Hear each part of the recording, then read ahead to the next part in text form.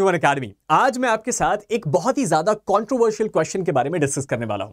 आज दोपहर से आपने इस बात को तो जरूर नोटिस किया होगा कि इंडियन मीडिया में सडनली एक नया आर्टिकल आने लग गया है, एक नई थ्योरी सामने आ रही है, एक नया स्पेकुलेशन सामने आ रहा है जो ये कह रहा है कि इंडिया ने पाकिस्तान की न्यूक्लियर फैसिलिटी को कंप्लीटली डिस्ट्रॉय कर दिया। और इस बात को बैक करने के लिए बहुत इंपॉर्टेंट जो प्रोविजंस है, बहुत इंपॉर्टेंट प्रूफ्स भी हैं। अब सवाल यह उठता है कि हमारे देश में आज एक प्रेस ब्रीफिंग हुई और उस प्रेस ब्रीफिंग के बाद आमतौर पर लोग ये कह रहे हैं कि जब इंडिया के एक एयर मार्शल ने इस बात को कंफर्म कर दिया कि हमें नहीं पता था वहां पे कोई न्यूक्लियर फैसिलिटी है और ना ही हमने वो अटैक किया, उसके बावजूद ये बातें क्यों सामने आ रही हैं कि यहां पे इंडिया ने न्यूक्लियर फैसिलिटी पाकिस्तान की डिस्ट्रॉय करी। दूसरा सबसे इंपॉर्टेंट बात कि ये बात इंडियन मीडिया के द्वारा नहीं उठाई गई, ये बात उठाई गई इंटरनेशनल एनालिस्ट जो हैं डिफेंस के, उन्होंने इस बात को स्पेकुलेट किया और सडनली इस बात का जवाब ढूंढना शुरू किया कि ऐसा सडनली हुआ क्या कि ये वॉर सडनली रुक गई, पाकिस्तान एकदम से इतना ज्यादा बैकफुट पे कैसे चला गया। और इन सारी चीजों का जवाब यहां से मिलता है और आज हम इसी चीज के बारे में बात करने वाले हैं। ये बात मैं आपको वीडियो के स्टार्टिंग में बता दूं कि इंडिया के जो एयर मार्शल हैं उन्होंने इस बात को बड़ा मजाकिया अंदाज में बोला कि हमें तो नहीं पता कि ऐसी कोई स्ट्राइक हुई है, हमें तो नहीं पता कि हमने ऐसा कोई न्यूक्लियर अटैक किया है। लेकिन ये सेम बात उन्होंने F-16 के लिए भी बोली थी। जब उनसे पूछा गया कि क्या इंडिया ने पाकिस्तान का कोई F-16 या ऐसा कोई प्लेन गिराया, तो उन्होंने बोला कि मुझे ये डेफिनेटली पता है कि हमने कुछ प्लेन्स गिराए, लेकिन मैं आपके साथ शेयर नहीं कर सकता। और जब उनसे ये पूछा गया कि क्या वो 4th जनरेशन फाइटर है, तो उन्होंने बोला कि मुझे ये नहीं पता, मेरे मुंह में शब्द मत डालिए, मैं इतना जरूर कह सकता हूं कि वो एक हाईटेक फाइटर, मतलब वो हाईटेक प्लेन्स थे। अब इन चीजों के बारे में जब हम इतनी सारी चीजें छुपाई जा रही हैं तो ये बात डेफिनेटली सामने आ जाती है कि क्या इंडिया ने सच में जो न्यूक्लियर फैसिलिटी है उसकी तरफ अटैक किया और क्या ये चीज सच में हुई। चलिए ध्यान से समझने की कोशिश करते हैं। आज हुआ इस ऑपरेशन सिंदूर का जो हमारे ट्राई सर्विसेज हैं उनका सेकंड प्रेस कॉन्फ्रेंस। इस प्रेस कॉन्फ्रेंस में बहुत सारे सवाल और बहुत सारे जवाब पूछे गए। इन सवाल जवाबों के बीच बहुत सारी थ्योरीज भी सामने आ रही थी, जिसमें से एक थ्योरी ये थी कि क्या ऑपरेशन सिंदूर के दौरान इंडिया ने पाकिस्तान का एक न्यूक्लियर साइट जो कि किराना हिल्स में स्थित था उसको खत्म कर दिया है। अब यह बात इंडियन मीडिया में तब उठना शुरू हुई जब यह सवाल एक जर्नलिस्ट ने इंडियन एयरफोर्स के जो आपके जनरल बैठे थे उनसे पूछा।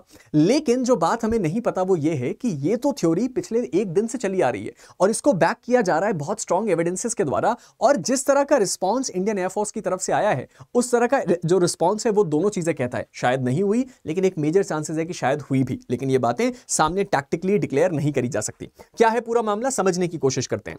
इसके लिए आपको समझना पड़ेगा कि ये किराना हिल्स है क्या। बेसिकली किराना हिल्स पाकिस्तान की एक फोर्टिफाइड मिलिट्री जोन है जो कि सरगोदा डिस्ट्रिक्ट के पास है। सरगोदा सुन के कुछ याद आ रहा है? इंडिया ने सरगोदा का जो एयरबेस है उसी पे अटैक किया था। अब बेसिकली ये पंजाब प्रोविंस जो है पाकिस्तान का, वहां पे ये स्थित है। ये बेसिकली काम किसके लिए करता है? ये बेसिकली है, ऐसा माना जाता है कि पाकिस्तान का अंडरग्राउंड न्यूक्लियर वॉरहेड जोन है, यानी कि पाकिस्तान के पास जो न्यूक्लियर वेपन्स हैं उनको वहीं अंदर स्टोर किया जाता है, वहीं रखा जाता है और वहीं से उनको क्या किया जाता है, अरेंज किया जाता है और पूरे पाकिस्तान में डिप्लॉय किया जाता है।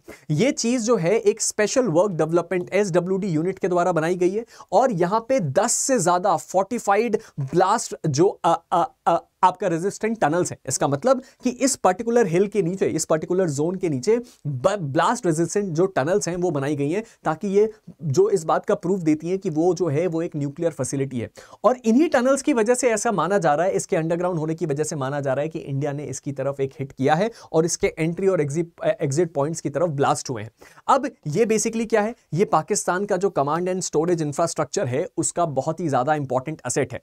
और इसके बारे में स्पेकुलेशन कब शुरू हुई? जब हमें पता चला कि इंडिया ने सरगोदा एयरबेस पे अटैक किया है, क्योंकि सरगोदा एयरबेस इस हिल से मात्र 20 किलोमीटर दूर है और यहां से तकरीबन 75 किलोमीटर दूर क्या है, कुशाब न्यूक्लियर कॉम्प्लेक्स, जहां से पूरा न्यूक्लियर फैसिलिटी अप्रोच होता है।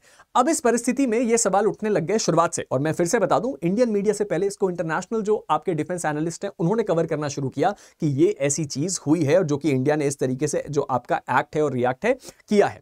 अब इस परिस्थिति में क्या होता है सर, इंडिया के दो मेजर एयरबेसेस, नूर खान एयरबेस और दूसरा है सरगोदा एयरबेस, उसकी इंडिया ने पिक्चर रिलीज करी और बताया कि सर हमने यहां पे क्या किया है, अटैक किया है। अब इस परिस्थिति में ये सवाल उठने लग गए कि यहां पे कुछ स्पेकुलेशन दिखाई गई कि देखिए रनवे भी डैमेज्ड है, जो ये दिखाता है कि इंडिया ने रनवेज को डैमेज किया।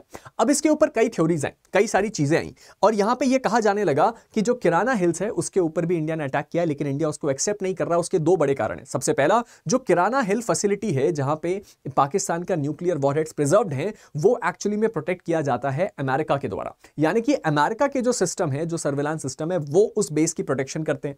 अब इस परिस्थिति में अगर वो इस बेस की प्रोटेक्शन करते हैं और अगर इंडिया उसमें फुल फ्लेजेड ये कह दे कि हमने इस वॉर में जो अमेरिकन सिस्टम है उसको फेल करते हुए अटैक किया, तो शायद जो इंटरनेशनल रिलेशन है वो भी खराब हो, या शायद इंडिया इस बात को डिक्लेयर करे कुछ समय बाद में, क्योंकि इंडिया के जो एयर बेस पे स्ट्राइक करने का जो पैटर्न था वो ये दिखाता है कि इंडिया ये मैसेज देना चाहता था पाकिस्तान को कि हम आपके उन जोन्स और उन एरियाज में पहुंच सकते हैं जहां से आप अपने न्यूक्लियर जो प्रोग्राम है उसको ऑपरेट करते हो, और आप कितना भी स्ट्रांग अपना डिफेंस सिस्टम बना लो, हम we can still hit you anywhere and wherever we want. अब ये किराना हिल इतना इंपॉर्टेंट क्यों है? सबसे पहले तो पाकिस्तान का जो न्यूक्लियर प्रोग्राम है उसका बहुत इंपॉर्टेंट हब है, और उसके साथ ही साथ ये 39 किलोमीटर का जो आपका मिलिट्री पैरामीटर है उससे प्रिजर्व्ड है, और उसके साथ ही साथ जो जितने भी पाकिस्तान के न्यूक्लियर वॉरहेड है वो यहीं पे स्टोर किए जाते हैं, और नूर खान एयरबेस जो कि इंडिया का जो जिसके ऊपर इंडिया ने स्ट्राइक किया था वो पाकिस्तान का स्ट्रैटेजिक प्लान डिवीजन का जो हिस्सा है उसका पार्ट है।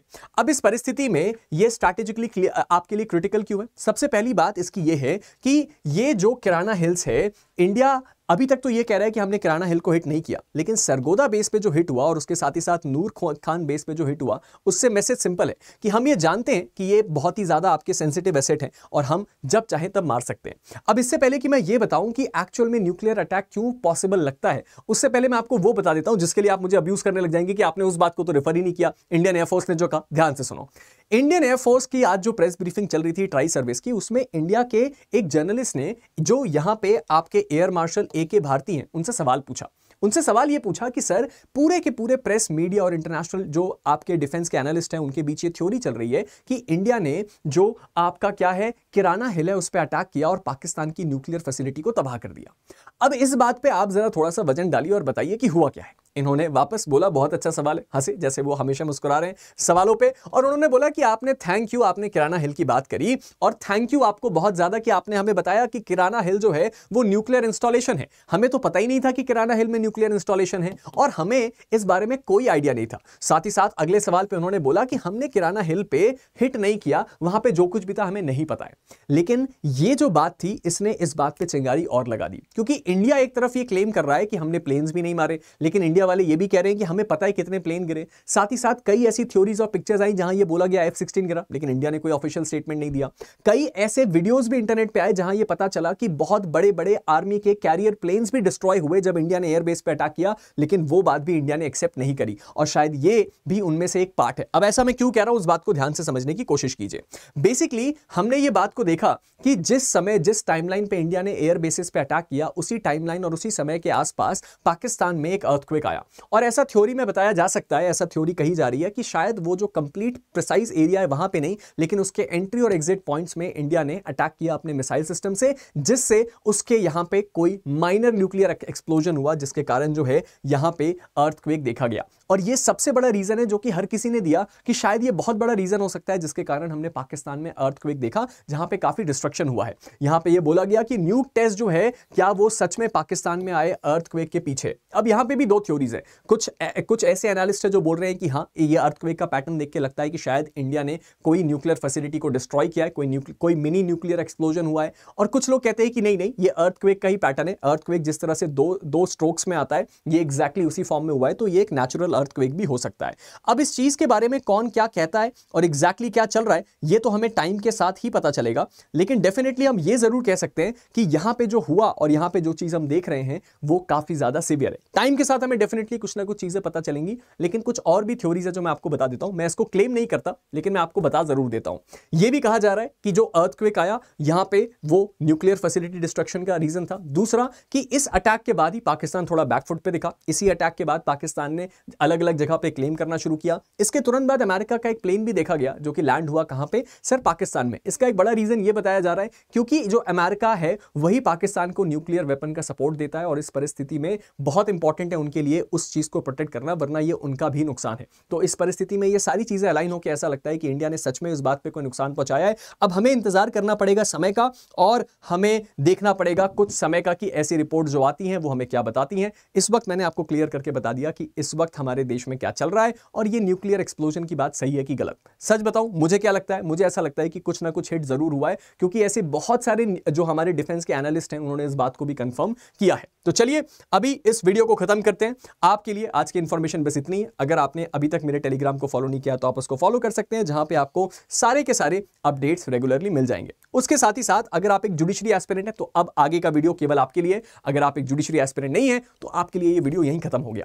तो जितने भी जुडिशरी एस्पिरेंट हैं उनके लिए हमारे अनअकैडमी जुडिशरी का जो ऑफर है वो 17 मई तक आ चुका है। वो क्या ऑफर है सर? फ्लैट 60% ऑफ और 12 मंथ का एक्सटेंशन जो आपको मिलता है 28,499 में, यानी कि 28,499 में आपको मिलता है 2 साल का जुडिशरी सब्सक्रिप्शन। क्यों? क्योंकि 1 साल के जुडिशरी सब्सक्रिप्शन में 1 साल का जो सब्सक्रिप्शन है वो फ्री है और इसके लिए आप मेरा कोड PS कोड का इस्तेमाल कर सकते हैं।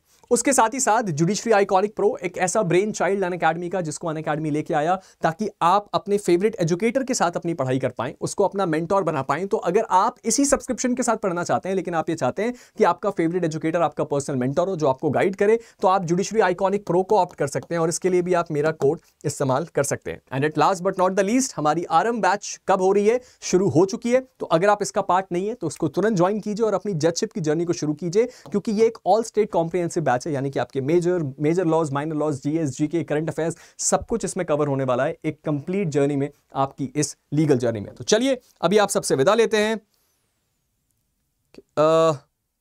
ठीक है।